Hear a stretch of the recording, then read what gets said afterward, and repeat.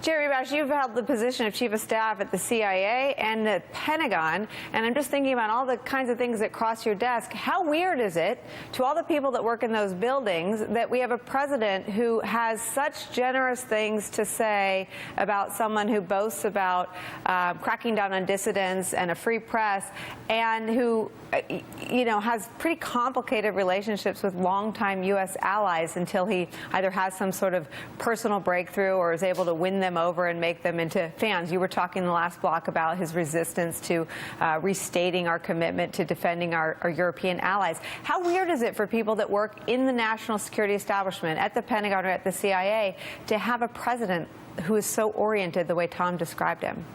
I was in the Pentagon all day today. I talked to folks inside and around the intelligence community all the time, and they are just shaking their head, Nicole, at why this president has taken the approach on Russia that has been inconsistent with bipartisan American foreign policy for decades, and is definitely inconsistent with the way Republican national security hawks have approached this issue.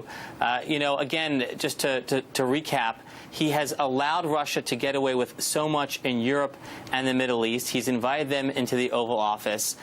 He's talked about giving back those 2 intelligence compounds that we froze, took away from the Russians, that were being used as intelligence bases here inside the United States. I mean, the only implication I can think of with regard to the election interference is not that he's just not doing anything about it, but that he actually welcomes it because it benefits him. Carrie, let me ask you about that, just in the context. I keep using you to bring us back to the bigger picture, but in the context of this backdrop of an investigation, now a special counsel investigation into potential ties between Trump's orbit and Russia. How does this play, this additional information about how once the transfer of power had taken place, basically nothing happened? Basically, the United States refused to do anything that we know of to stop Russian attempts to meddle in our democracy. Well, so here's what we're seeing at the big picture, is we're seeing a president that is disjointed from the policies of, certainly, as Jeremy said, of sort of traditional Republican national security positions, but also disjointed from his own administration. So a couple weeks ago, the Director of National Intelligence, Dan Coats, testified about the threat that Russia poses across a variety of arenas: military, cyber, diplomatic, to U.S. national security interests. That is this administration's Director of National Intelligence testified to the threat that Russia poses to the U.S. The president, in the run-up that you ran at the beginning of the program, when he was asked in that interview, he mentioned something about horrible surveillance. It is this administration's position to support the renewal of surveillance authorities that are expiring at the end of this year.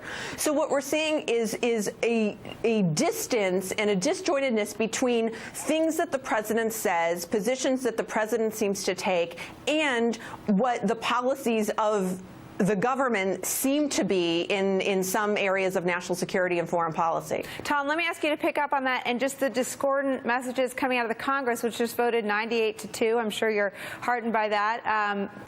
And a White House that is, as we've been discussing all evening, so reluctant to do anything that appears to be harsh when it comes to Russia. Well, I think part of that is that the Senate does have, in this case, a larger view of American foreign policy. I think the White House is seeing everything through the lens of domestic politics and how it affects the president and his view of his own election. And I think there's another part to this, which is to undo anything Barack Obama did. It seems like the other constant principle in this administration is that if it was an act that Barack Obama took, then it was therefore a bad act and it has to be rolled back. And if opposing Russia was an Obama policy, then it's opposite day, and we have to do the exact opposite of whatever it was Barack Obama was doing. It's a Seinfeld episode. Do the opposite. Yeah, I think you're right. I think you're onto something. You're going to have to come back and talk about it some more. All right. Thank you, Tom Nichols, Jeremy Bash, and Carrie Cordero. Coming up, reaction to this from a member